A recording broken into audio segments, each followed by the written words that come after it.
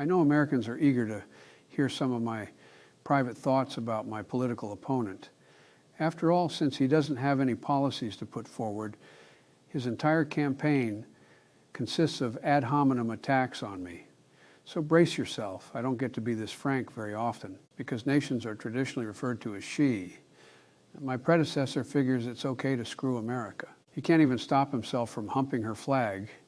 For Pete's sake, it's a good thing Lady Liberty is so tall. I really mean it. I'm sure she'd like to torch him for torching women's basic reproductive rights. No kidding. Speaking of Old Glory, right after the last time my opponent posted an image of an American flag, it slid off his face and went screaming down the hall in search of disinfectant. My opponent is such a creep, he tried to sue Radiohead for using his nickname as a song title without his permission. My opponent is so dumb, he thinks Americans have to show a driver's license to get groceries. If you ask me, he should know a lot more about supermarkets.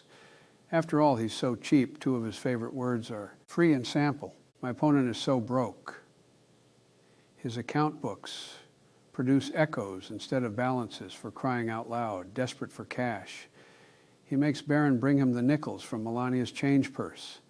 Folks, he has to phone Putin to ask for permission to get a new tie. I really mean it, folks. No joke. I'm not kidding. 22 Skidoo. He so broke the cockroaches infesting Mar-a-Lago have to order in Chinese food to keep him and his guests fed. He's so stingy, he gave up disposable diapers and he's reusing his stained bed sheets. I'm not joking. Talk about cutbacks. He had to cut back his 5 Big Mac lunches to 3 Happy Meals. He's scrounged so much from MAGAs on food stamps that he's turned the color of government cheese. My predecessor is so cheap his children give him gifts on their birthdays. No kidding, I really mean it. He's so broke he's resorted to shellacking his hair into a semi-permanent helmet twice a year to save on the cost of hairspray. He began painting his face with oil-based marine paint primer to save on the cost of ladies' foundation, for the love of Mary. Speaking of foundation, my opponent is so stubbornly fat he has his girdles made from old Goodyear radial tires. My opponent is so lazy he glues a W on a Magic 8 ball to lift weights. He only has enough energy to be president for 35% of Americans, the ones willing to pay his personal bills and carry his water. Criminy, the guy is so deviant that he gropes women without consent, humps the American flag, praises pedophiles, and pervertedly sexualizes his own daughter. All before breakfast. Jeepers creepers. There's no convincing his admirers that he's a grifter, folks. And the MAGA elite don't care, let's be honest.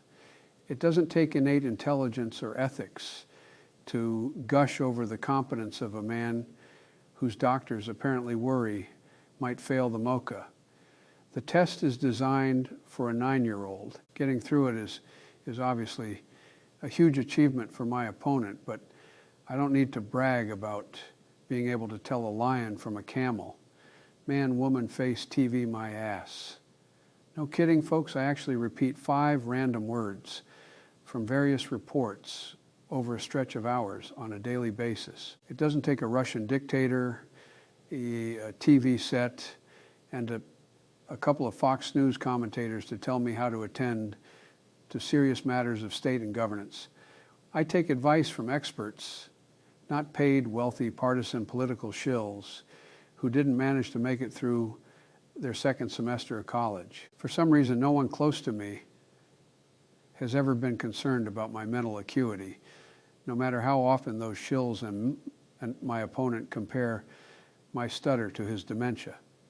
But what are you going to do? Parents love all of their children, even the miscreants and misaligned. Sadly, even many of my old friends on the other side of the aisle have abandoned their basic decency and followed this orange gibbon down the path of degraded political discourse and partisanship. If you set the lowest bar possible for a candidate for the office of the President of the United States to hurdle, and you treat him like a god because his followers managed to hoist and haul him over it, you probably joined the cult.